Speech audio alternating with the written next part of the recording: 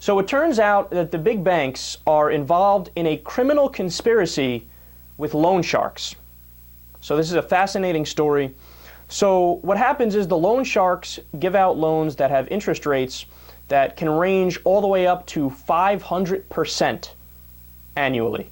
So, and that is so large, it's hard to even wrap your mind around. Meanwhile, 15 states prohibit payday loans, which is loan sharking, entirely. 15 states don't allow it at all. And all states have usury limits for interest rates ranging from anywhere from 8% to 24%. So we're talking about interest rates that are way above the legal limits, okay? So what have the big banks done to aid these loan sharks? Well, they don't actually make the loans themselves. They're much more clever than that in the way that they do their illegal actions. They facilitate the loans, which means what they do is, so the payday company will give out the loan, and then the big banks will do automatic withdrawals from the victim's bank account to the loan sharks.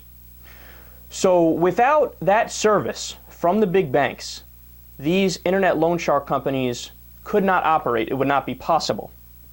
So they make the whole thing possible by what they do to aid the loan sharks. So enabling the payday loan sharks is questionable and probably illegal in and of itself, but that's not even where it ends. So people who go to loan sharks are obviously already on shaky financial footing.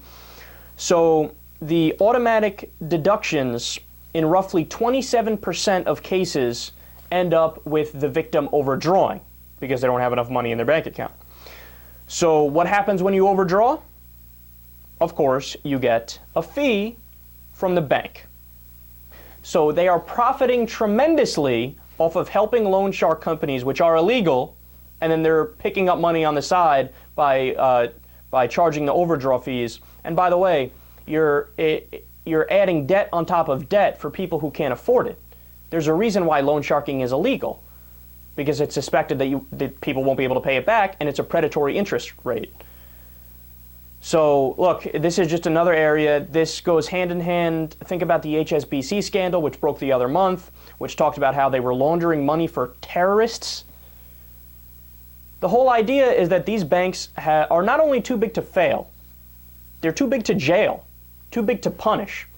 What ends up happening in a lot of cases is there's either no punishment that they get, right? Or they end up getting a small little slap on the wrist, which is a fine that is not even equivalent to a quarter's profit.